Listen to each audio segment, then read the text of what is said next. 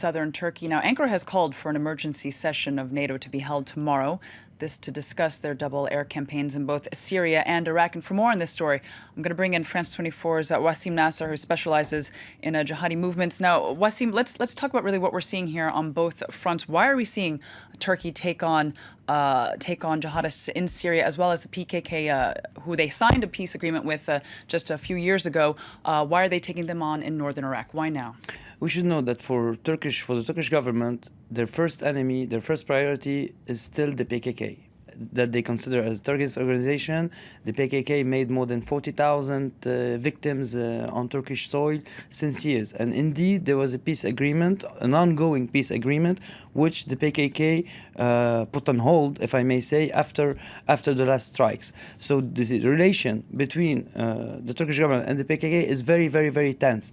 And even today, a few minutes ago, the president of Iraqi Kurdistan, Masoud Barzani, said that the PKK should be less or more comprehensive of the Turkish positions, knowing that Turkey wouldn't have struck the PKK in Iraq without the green light of the Kurdistani government, knowing also that the Kurdistani government has very, very good relations with Ankara, that they already collaborated with them and even with the Iranians many years ago against the PKK. So we cannot look at Kurds as one entity. So Kurds are mostly Sunni, of course, but they are Alawis, and there are Kurds in the ranks of the PKK, which is communist. We can find Kurds in political parties which are very close to the Turks in Kurdistan. We can also see Kurds in the ranks of the Islamic State. Kurds were really present under jihadi movements in Iraq since 2003. So we cannot talk about Kurds as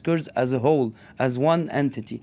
And of course, what has happening today shows the complexity of the situation and the priorities of the Turkish government, which is aiming to have a no-fly zone in Syria. He's trying to get it. This is why they are going to the NATO. They called for this meeting to NATO because, in one hand, even if the Kurds or the PKK or the YPG, the Syrian version of the PKK, has a kind of coordination with the United States, it's not at all in the interest of Turkey to let them go bigger than they should be. So they are fighting the Islamic State, but the Turks, most surely, they want to prevent them from creating their own state, which wouldn't be at all similar to the Iraqi Kurdistan, because it's another system. It's a communist system. So this is the whole thing.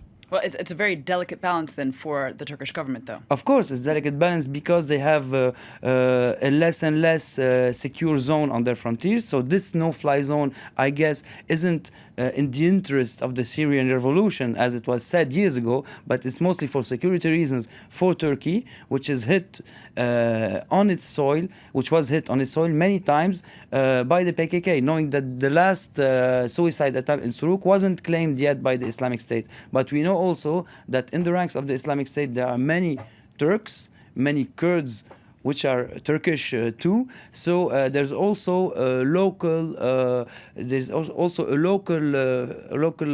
How can I say? There's a political, very local issue for Erdogan himself. All right, Wasim. Well, thank you for that, Wasim Nasser, reporting there on Turkey's ongoing military campaigns.